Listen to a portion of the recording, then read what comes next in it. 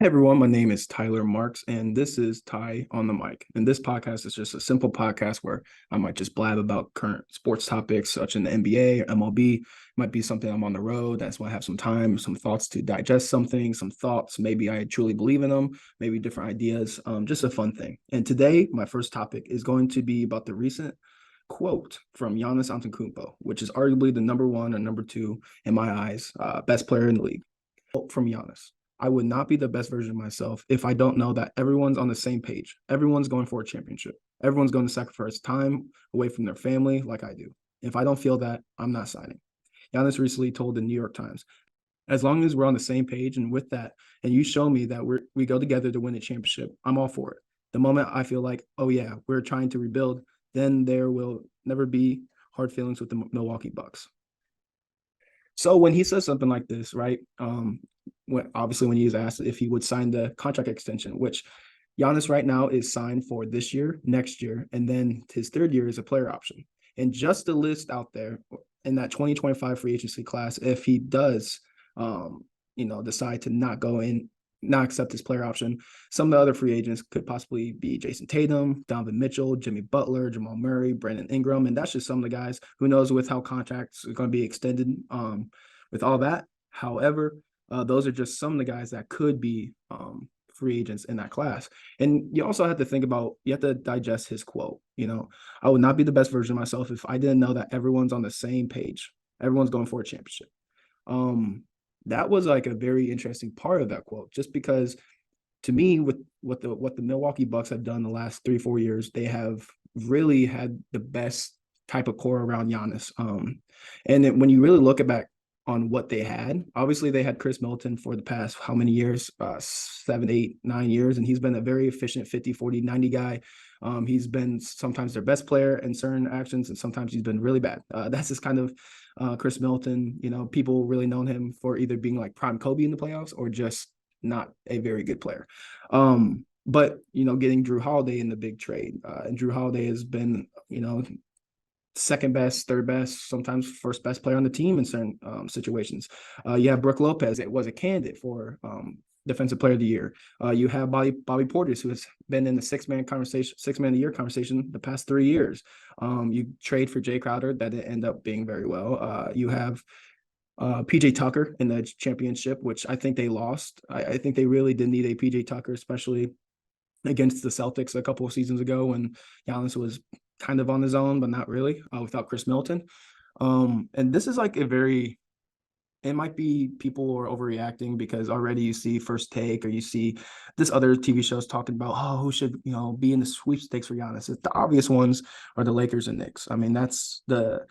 The Lakers will always be in the conversation no matter what. They are the Yankees. No matter what type of guy, who or what they have, they will always be in the conversation to get the next star, as they should, just because of the legendary franchise. And to be fair, they did recently just win a ring too.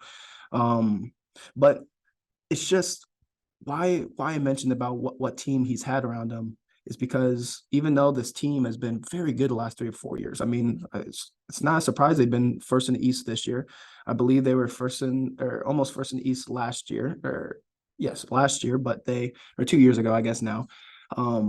But they didn't really care about that as much. They didn't prioritize as much, but they've been championship favors, top three the past few years.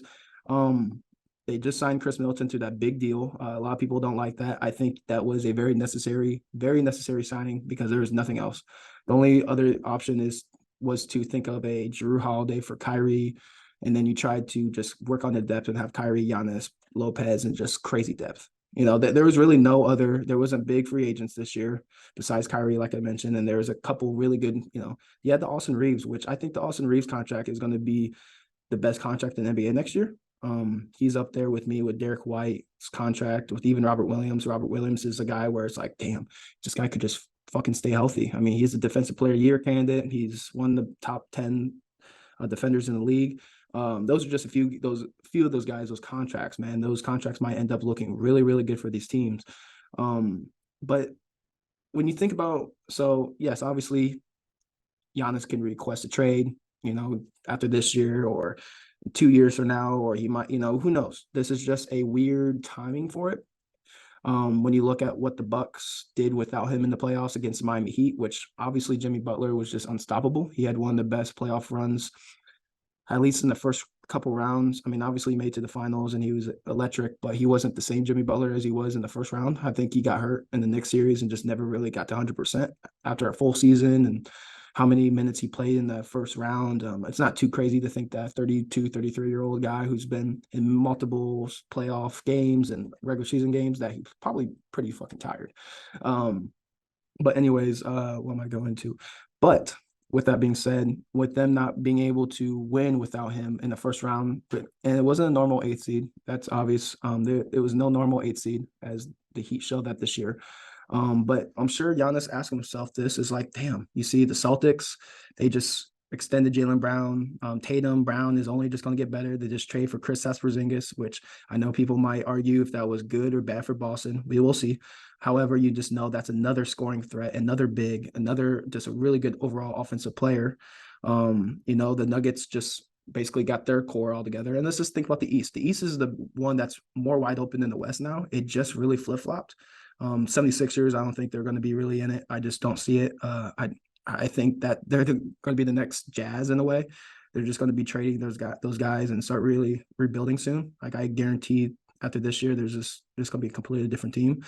You look at the Knicks, maybe you look at the Cavs to see if the Cavs, they had their rookie year with all together. Get a guy like Mitchell, have really high expectations. They made the playoffs. They just underachieved. They just got outcoached by Thibodeau, and they just got outplayed. The Knicks really wanted it, and Brunson's just a dog. It's nothing to be crazy about. Other teams, I mean, the Raptors, I just don't really see. The Bulls, I don't see at all, really. But those are definitely some of the main teams. That's going to be in the East. That's going to be running for it. And I mentioned the Heat. The Heat are just going to, I don't care if they're an 8th seed man or 1st seed. They're just always going to be a scary matchup for any team. So with this quote coming up, right? Giannis is looking down the road. It's like, damn, Middleton's only going to get older. Holiday doesn't even know if he's going to be in the NBA after this next contract. He could be someone who retires early. And that could be just a ploy for the Bucks to give him a big deal. I don't know. But obviously, like I said, Middleton's getting older, Holiday's getting older, / you don't know. And look at the East around Giannis right now.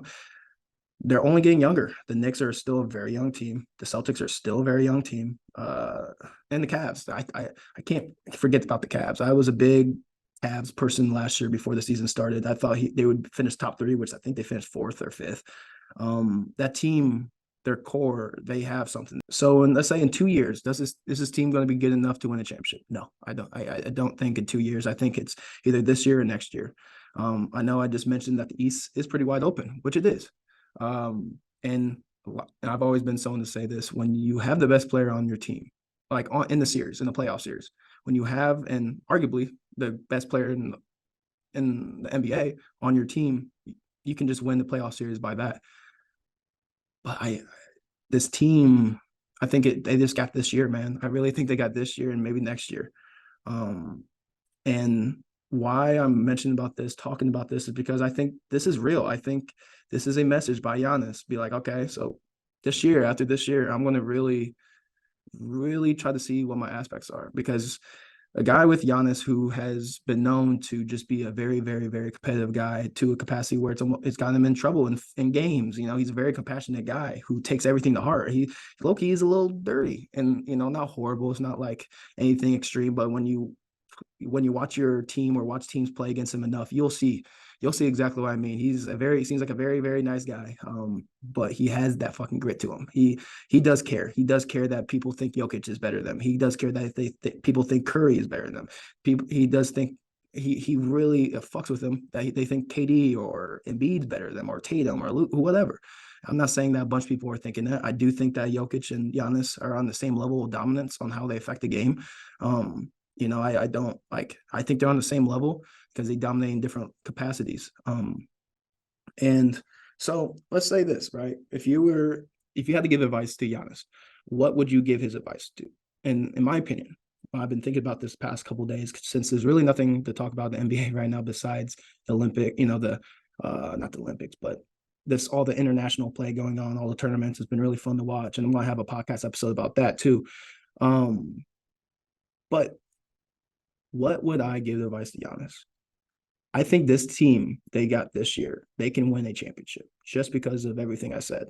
The Celtics have a lot of question marks. I mean, just the East in general have a lot of question marks, like I stated. You could talk about the West, and there's like 5, 6 teams that look. I still got the Nuggets going and winning it, most likely, at least going through the West. I think that different situations for these teams to win a championship, and it's not crazy. It's really not. Injuries happen or circuit matchups happen. It's not too crazy. But I like obviously Giannis is someone who's trying to chase greatness. He's already won 2 MVPs. He's already won a DPOY. He's already an NBA champion, Finals MVP. He's had one of the best Finals runs in NBA history. He won a chip for a team that drafted him, Milwaukee Bucks, who didn't win a championship in 30 plus years since Kareem.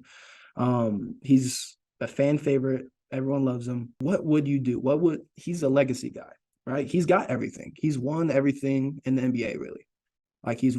But the one thing he hasn't done is won multiple championships. He hasn't gone to multiple finals yet. And when you look at last year was probably the best chance for him to get back to the finals. And it would have been nice to see a Bucks or Nuggets series. That would have been an intense matchup. And I really don't know who wins that series. The Miami Heat, that's just a dagger. I mean, he gets hurt the first quarter of the game, gets out, just basically breaks his back as a 7-footer who relies mostly on his athleticism, comes back and just not the same, man. He shouldn't have even really came back, but you got to give props to guys like that. But I say just go after this year. I mean, injuries happen. This guy, I think he's going to come back with even like I don't understand on why people didn't put him more in the MVP conversation last year. As a guy who is number 1 in the East, had the second best record in the NBA. The last 4 seasons, 4 or 5 seasons since his first MVP. In the regular season, Giannis has averaged 29, 12, and 6 on 56% from the field and only 32 minutes a game. That's just his average regular season stats. And the playoff averages, when they went to the finals, right? He averaged 30, 13, and 5 in that playoff run. The total averages. In the finals, he averaged 35, 13, and 5, 2 blocks a game, and 62% from the field. Right. And against the Celtics, when he didn't have Chris Middleton, it was a weird team. No one can make any shot in that series besides Grant Williams in Game 7. But Giannis averaged 32, 14, and 7 and 49% from the field to Boston. No, I apologize. He averaged 34, 15, and 7 against Boston. My apologies. He did that in the total averages, the 32, 14, and 7. I mean, he's done everything, right? Now, he just needs to win multiple championships. He's trying to be the best ever. I mean, it's not too crazy to say this guy can still end up being the greatest player of all time. It's not too late. When you look at when MJ won his championships, I know this is the window he was winning it, but in the NBA now, I mean, who knows on how Giannis will later on turn into basketball-wise. I don't know if he's going to be more offensive. Like, who knows with his athleticism and all that. Who knows if he turns into just later on, like he can translate later on in his career. I mean, this guy could be dominant for another 6, 7 years, depending on this, just to see on how his body handles up. I mean, we look at guys like LeBron, which I know LeBron is a 1-on-1, but you look at guys like KD now, who's getting older. Curry's getting, 35, 36 years, turning 36, I believe. I mean, those guys are still top 5, top 6 players in the league. Now, let's say Giannis wants to move, right? Where would he go? And this really does matter because I did list about some of the guys who would be available or possibly available with their player option in the free agency in 2025. But this matters because I don't think Giannis would be someone who just quits on the Bucks midseason. I just don't see that. I don't see him pulling Anthony Davis and just sitting out games knowing that everyone knows that he wants to be gone. And I just don't see that from Giannis. I see someone who's going to you just sign Chris Middleton to this max deal. You have Drew Holiday, you have Brook Lopez, you have Bobby Portis. I believe they added a couple more guys. I'm just farting right now. That's a solid enough team to win the NBA championship when you have Giannis Antetokounmpo. Don't forget, the only game that the Milwaukee Bucks won in that playoff series last year against Miami Heat was when Giannis didn't play, which I'm not saying, oh my God, they play better without Giannis, because that's just not true. But my point is that this team is not horrible. It's not like everything runs through this guy, which most of it does. right? But it's not like Jokic 3 years ago or 2 years ago when Austin Rivers, Franz, 5'9" point guard, and Will Barton was your three starters, three of your five starters, right? Where Jokic is literally the team has talent.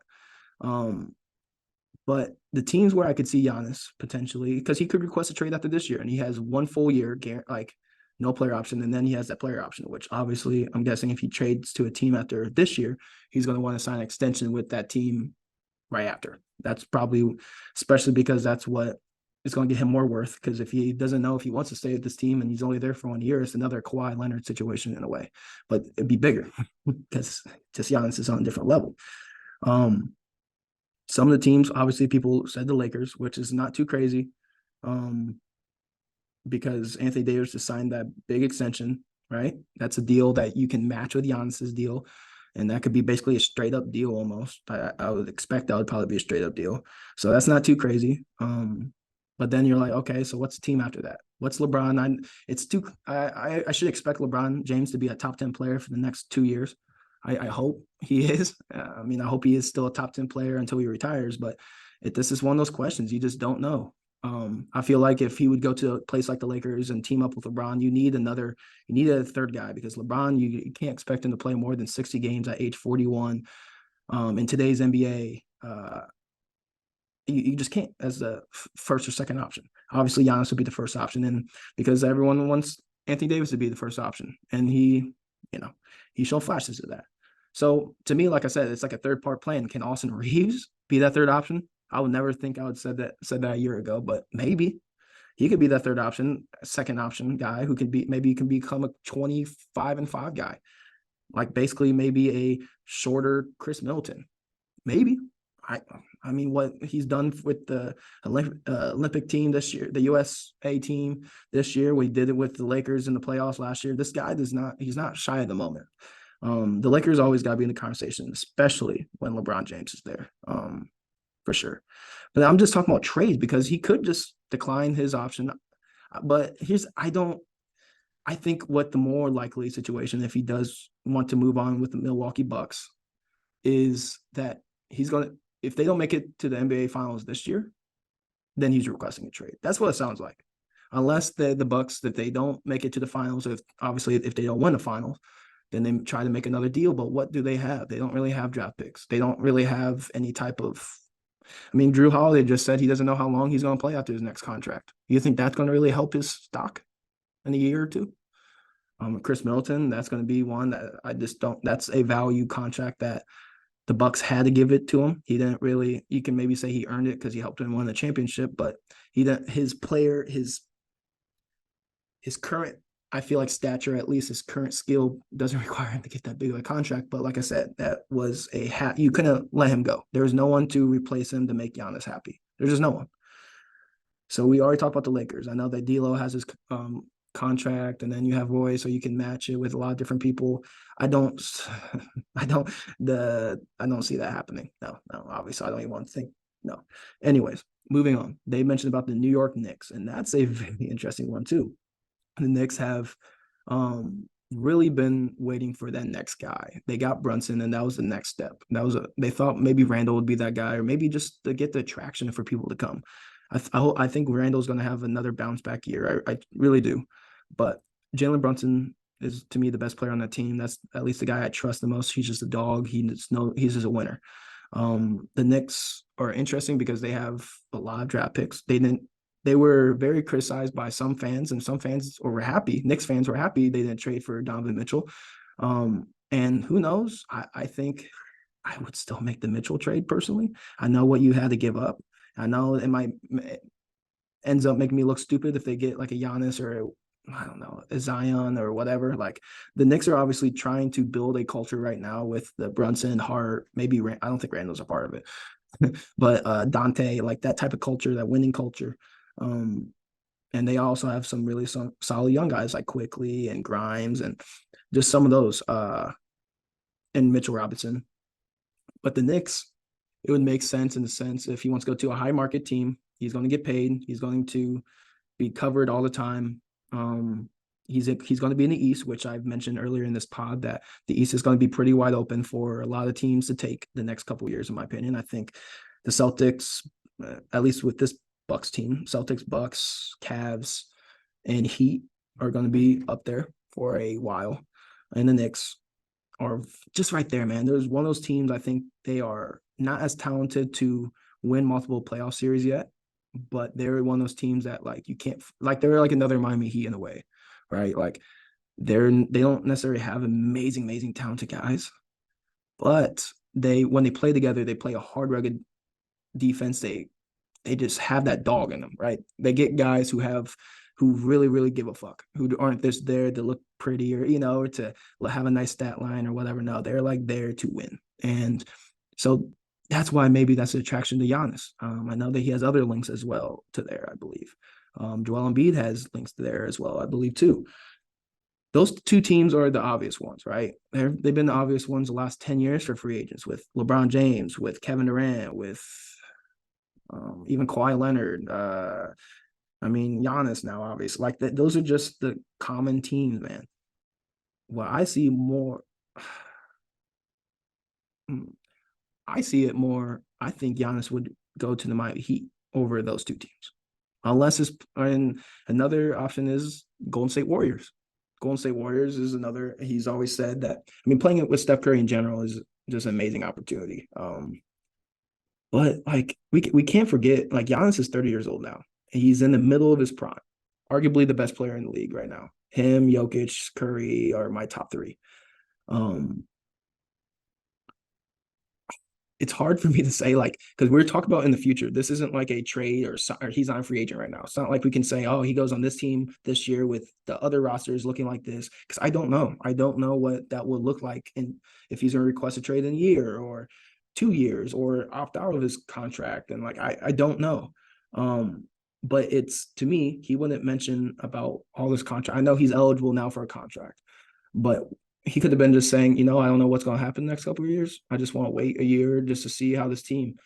To me, it's a obvious marker and why Giannis would say that right now. This is his warning to the Bucks. This is his warning to the Bucks, basically. You're looking at these other teams getting better. Did the Bucks get better this year? No. They maintain right now, this team, like I said, they can still win the East. They can still go to the NBA Finals, and they can still win a championship. Their team's that good when you look at their guys and roster. But just like every team, and I know this team's a little more different because their team is more older. All their starters, I believe, are 30 or older. Maybe Bobby Portis, depending on what lineups you do, because I think Bobby's only 28, 29. But this team is older, injury prone for a lot of these guys. And I'm sure Giannis is not.